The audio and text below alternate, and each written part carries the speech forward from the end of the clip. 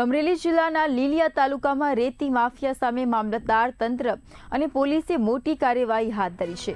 જિલ્લા કલેક્ટરની સૂચનાથી રેતી ચોરી કરતા તત્વો સામે શરૂ કરાયેલી ઝુંબેશ અંતર્ગત મોડી રાત્રે પુતળિયા ગામ નજીક દરોડા પાડવામાં આવ્યા હતા।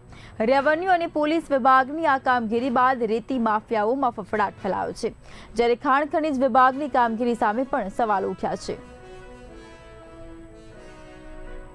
જે આજરોજ હું અને મારી ટીમ તાલુકાના લોકો તરફથી જે અસહ્ય ત્રાસ ડમ્પર ચાલકોનો હતો તેના અનુસંધાને વારંવાર અમોને રજૂઆત આવતી હતી।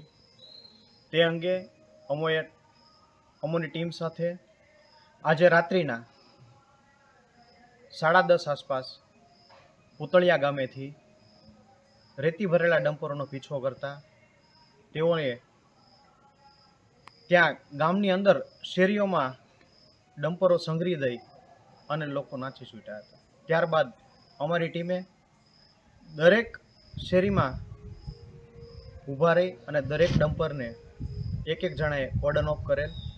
એમાં મારી ટીમ, હું અને સાથે પોલીસનો પણ સહકાર રહેલ છે, કેમ કે 112ને તાત્કાલિક આટલા બધા ડમ્પરોને એકસાથે પકડવા એ પણ અશક્ય હોય, એટલા માટે પોલીસનો પણ સાથે અમે સહયોગ માગેલ છે અને તેઓ દ્વારા પણ અમને હેલ્પ કરવામાં આવેલ છે।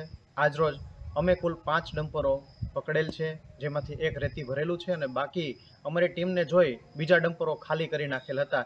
તેઓને પણ હું અમારી ટીમ સાથે આજરોજ અહીંયા મામલતદાર કચેરીએ લઈ આવેલ છે, જે અંગે હું આગળની કાર્યવાહી હાથ ધરવાનો છું।